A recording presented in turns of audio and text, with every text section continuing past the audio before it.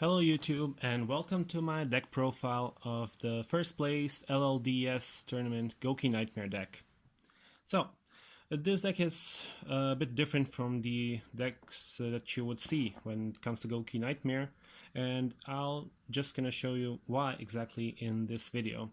So, without further ado, let's start with the monsters, but I'll start with the non-Gouki monsters. So, this deck runs a triple Chronograph Sorcerer and a Timegazer Magician, so you must be wondering why. Timegazer Magician is a level 3 monster, so I'm going to special summon a level 3 monster. My main goal is to use the special summons to get to Invoker, or to get a normal summon for the what do you call it, a Neo-Spacian Aqua Dolphin, in order to bait any hand traps, so I can actually continue my plays. Then I go to Isolde and whatnot. Further level 3 special summons are Symphonic Warrior Guitaar and a level 3 Symphonic Warrior Piano.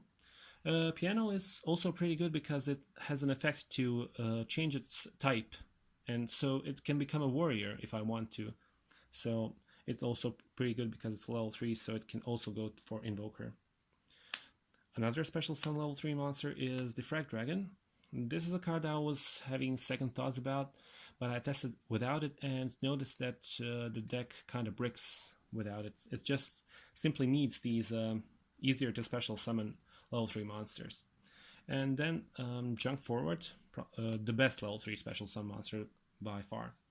Then after a special summoning a level 3, I can go for a normal summon for Neo-Spacian Aqua Dolphin and bait some hand traps.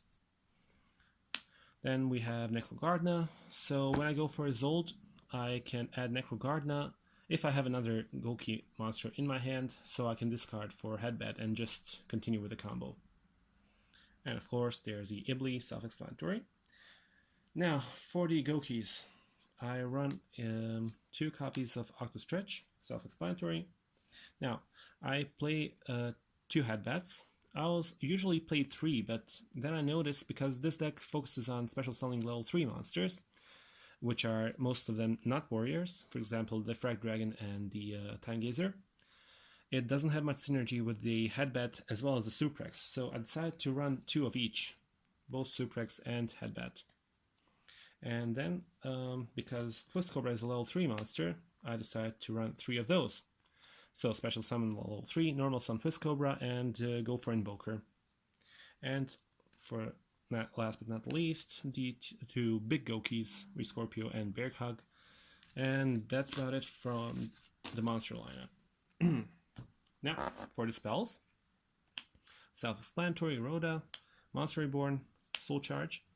Then I run a single Gouki Re-Match because I want to end or decide the duel in 1 turn, so if I actually want Gouki Re-Match, I won't need a second one.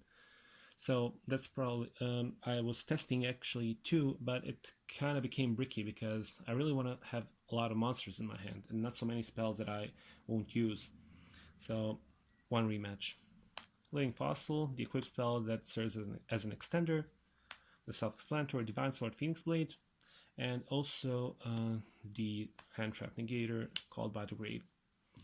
And then on top of that, I also run 3 traps, and that would be Red Reboot, because people over here, many of them play traps like Solemn Strike or some floodgates, which really slow things down, and I decided to give it a shot and main deck Red Reboots, and it turned out to be a really good decision because it won me so many games.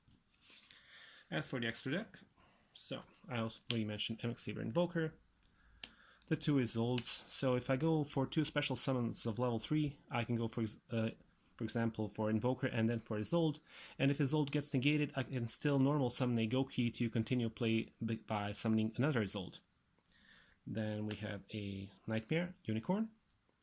Then a Goblin, because I run a single Goblin because I have a certain combo that I do with the Topology Gumblar, which I'll probably explain in another video.